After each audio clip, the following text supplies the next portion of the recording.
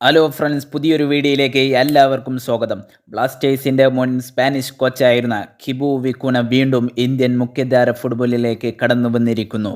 West Bengal ആസ്ഥാനമാക്കി 2022 തുടങ്ങിയ ഡയമണ്ട് ഹാർബർ FCയെ ഐ ലീഗ് 2ാം ഡിവിഷൻ ചാമ്പ്യന്മാരാക്കി ഐ ലീഗിലേക്ക് പ്രൊമോഷൻ നേടിക്കൊടുത്താണ് കിബു വിക്കുന ഇന്ത്യൻ ഫുട്ബോളിൻ്റെ മുഖ്യധാര ഫുട്ബോളിലേക്ക് വീണ്ടും കടന്നു വരുന്നത്.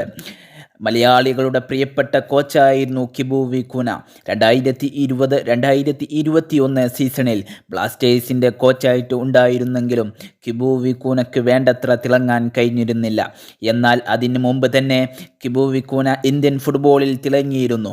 2020 മോഹൻ ബഗാനെ അദ്ദേഹം ഐ ലീഗ് ചാമ്പ്യന്മാരാക്കിയിരുന്നു. 2022 തുടങ്ങി കേവലം 3 വർഷം കൊണ്ടാണ് ഡയമണ്ട് ഹാർബർ FC ഐ ലീഗിലേക്ക് പ്രൊമോഷൻ നേടിയെടുത്തത്. ഇതിൻ്റെ ഉടമസ്ഥൻ വെസ്റ്റ് ബംഗാളിൻ്റെ മുഖ്യമന്ത്രിയുടെ കുടുംബക്കാരനായ അഭിഷേക് ബാനർജിയാണ്. ഐ ലീഗ് 2nd ഡിവിഷനിൽ 14 കളികളിൽ നിന്ന് 34 പോയിന്റ് നേടിയാണ് ക്ലബ്ബ് പ്രൊമോഷൻ നേടിയെടുത്തത്. കേരളത്തിൽ നിന്ന് സാറ്റ് തിരൂർ FC ഉണ്ടായിരുന്നെങ്കിലും ലീഗിൽ 5ാം സ്ഥാനത്താണ് ഫിനിഷ് ചെയ്യാൻ കഴിഞ്ഞത്. DHFCയിൽ മലയാളി താരങ്ങളായ ജോബി ജസ്റ്റിനും ഗനി നിഗവും കളിച്ചിരുന്നു.